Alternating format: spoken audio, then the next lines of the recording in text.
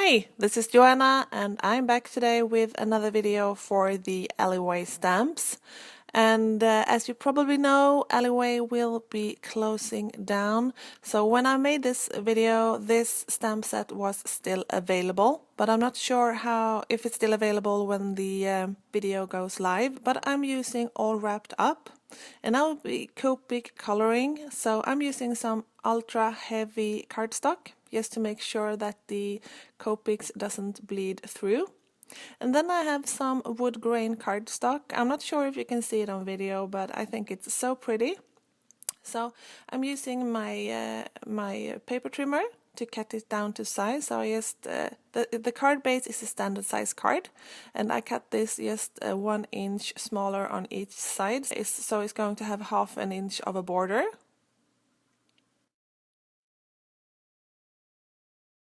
So I'm just testing it out here, and here you can see the small border. So I'm going to die cut this, and I'm using my Spellbinders circles. So I'm just pulling out my stamp that I'm going to use, and I'm testing out which die fits. And this is one of those cards, you know, where everything goes wrong. So you will see that I change my design as I go. Sometimes, you know, it's so easy, you just can see the card in front of you.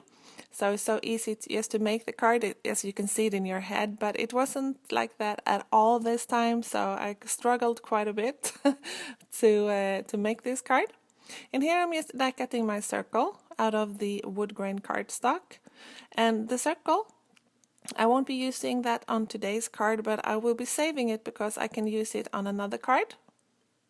So I'm using my pencil and I'm drawing a circle on top of the card base so I know where to stamp my cute birds. And as I said earlier, I will be Copic coloring, so I'm stamping this with Memento.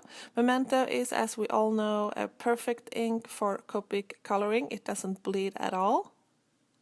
So I'm using my Fiskars compact stamp press to make sure to line up the stamp, and then I go over it quite a bit so I'm sure that I get a good impression. And now it's time for the coloring. And these images are so small, so the coloring is nothing fancy at all. I'm just using warm grays to color in all of the bellies. And then I'm using some red for the berries and for the heads and tails of the birds. And I'm just using 2 shades of each color. And I think probably you could have got away just using 1 color because the images are so small. I will be trying to color in the background also using Copics. And that was actually a little bit struggling because all of my light blue shades that I was planning to use was a little bit dry, all of them. So I'm trying here. First I'm erasing the pencil lines, and now I'm trying to create my background. So I'm going over to create a kind of halo around the image with the darkest of the lightest blue. And then I'm using the B000 marker, trying to blend them all out. So I will keep on working with this quite a bit since the markers were a little bit too dry. So I have to buy the refills for these markers. But I just kept on going, trying to salvage this. And what I really like about this cardstock is, even though I lay down a whole bunch of colors, nothing bled through. So I really like working on this. And that was also a reason that I didn't give up, because this cardstock is quite pricey, so I didn't want to throw it away. But here I'm doing the tip to tip technique, trying to blend out the colors and smooth them out a bit. Because I want to have a good blend, but I also want to have a kind of ombre effect, so the sky is a little bit interesting, so it's not just flat. And another way to do that is that I'm taking a bullet nib Copic marker and I'm adding some dots in 2 different shades of blue. And that is because I'm going to add some snow later with a white gel pen. And if you're looking at the snowy sky, you always have shadows on the snowflakes in the background.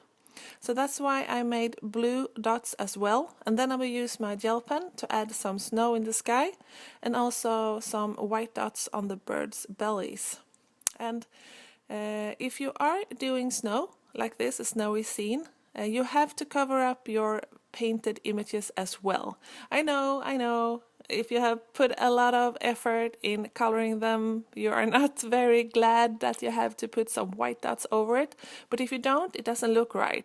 And as you can see, nothing is bleeding on the back. So I'm using some 3M foam tape to mount my Woodgrain panel. And then I'm just trying it on top of the card. And I don't know if you can see it on camera, but I went a little bit too far on the edge with my blue. So I'm using my Copic blender. This is a 0 marker, just trying to push the color back in, but I couldn't do it and it really bugged me. So what I'm trying to do here is that I'm taking a slightly darker blue marker and I'm just painting an edge around. And as this is Copic friendly paper, this will not bleed through either. So I'm just using the chisel nib and I'm creating a border.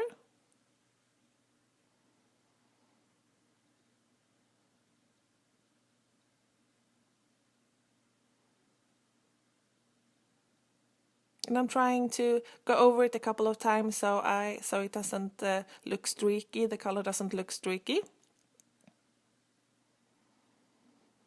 And then I'm trying it out and I absolutely hate this. This doesn't look good at all. The blue color is so totally off. I don't know why I picked just that color. So I'm trying a new approach. So I'm using my black Copic marker instead. So I'm layering down a ton of color on my poor card base. So I'm going over the lines again with a black marker. And it bled on the sides just a tiny bit, but it's not noticeable, so I don't care about that. And this I like much better. So I'm going around the edges as well, so the white edge doesn't show through. So this looks much better. And then, unfortunately, my memory card was full. So what I did is that I cut out a frame of black cardstock to match the edge, and then I'm just using some multi-medium matte to adhere it to the card. And I also embossed the sentiment on a black piece of cardstock using some white embossing powder. So I'm just adhering my frame on top of the card base, and just to make sure that the white cardstock doesn't show through, I'm using my black Copic marker to paint in the edges. And then I'm taking my sentiment strip and I'm using my scissors to cut it off into a banner shape. And then my camera accidentally turned off again. So, but all I did is I adhered everything together and I used my white gel pen to add some dash lines to the sentiment strip just to tie in some more white. So that was all for me today. I hope that you enjoy the video and hopefully I see you soon. Take care. Bye.